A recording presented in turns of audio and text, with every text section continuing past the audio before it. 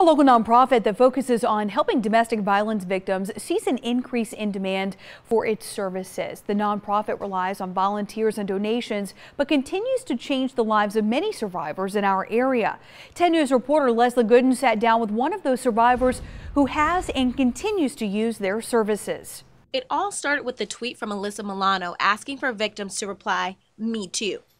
Now, local nonprofits are seeing an increase in people coming forward asking for help, including domestic abuse, disruption, or DAD. What we're seeing more of is the calls for the immediate services or the beginning services of how to obtain the protective order, how to, fill out your affidavit, how to testify, that type of thing. One of those individuals is Marcella Jackson, a mother of 3 and domestic abuse survivor, who says she's been speaking out to show people abuse does not discriminate.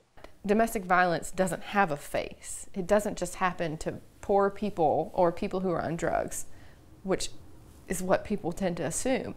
Marcella tells me she would not have been able to leave her abuser of 6 years without the assistance and support of DAD. And having someone there who was not related to my situation, who wasn't a friend of mine or a friend of the other individual, just gave me a sense of empowerment.